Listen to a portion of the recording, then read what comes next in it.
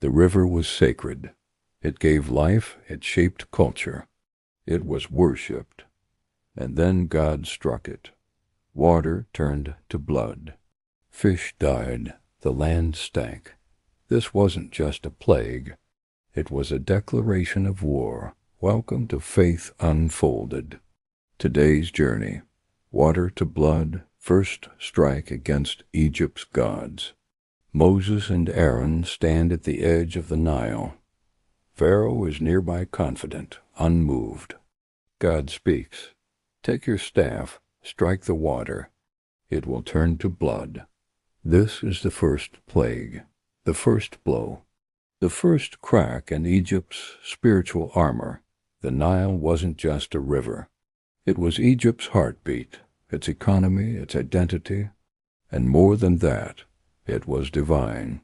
Egypt worshipped Hapi, the god of the Nile. They believed the river flowed from his veins. They offered sacrifices to it. They built temples beside it. So when God turned water to blood, he wasn't just disrupting nature. He was dethroning a god. At first glance, the plague seems like chaos. But look closer, there's precision. Each strike wasn't random. It was deliberate, targeted. The Nile turning to blood wasn't just a miracle. It was a direct confrontation. Egypt's gods claimed dominion over nature. But now nature was bleeding under divine command. Every plague that followed would echo this pattern, a calculated dismantling of Egypt's theology. God wasn't just freeing Israel. He was exposing the emptiness of false worship. This was more than deliverance. It was revelation. The Nile turned red. Fish floated lifeless. The stench spread. People dug around the river for clean water. Pharaoh's magicians replicated the sign, but they couldn't reverse it. And Pharaoh's heart? Unmoved. Because miracles don't always change minds. Sometimes they reveal them. Egypt's gods were supposed to protect, provide, preserve. But now their sacred river was bleeding. The people were watching. The priests were panicking.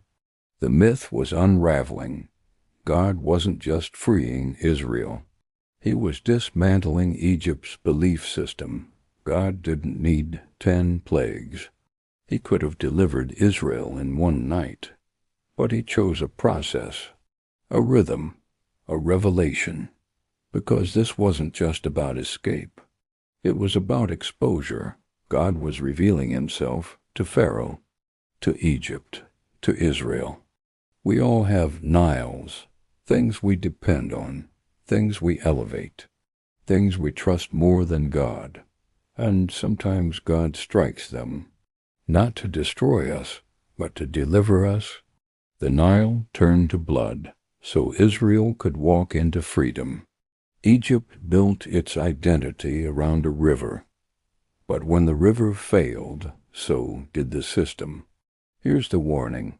Anything we worship apart from God will eventually bleed. Whether it's success, security, or self, false gods always fall. But even in judgment, God was merciful.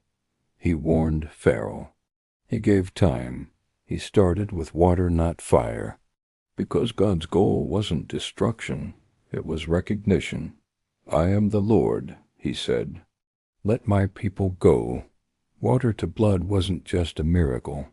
It was a message that God sees, God acts, and God confronts what enslaves.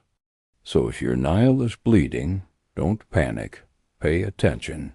God may be striking false gods to set you free. Thanks for watching Faith Unfolded. Subscribe, share, and remember, God doesn't just deliver. He dismantles what holds us captive. And sometimes, freedom begins with blood.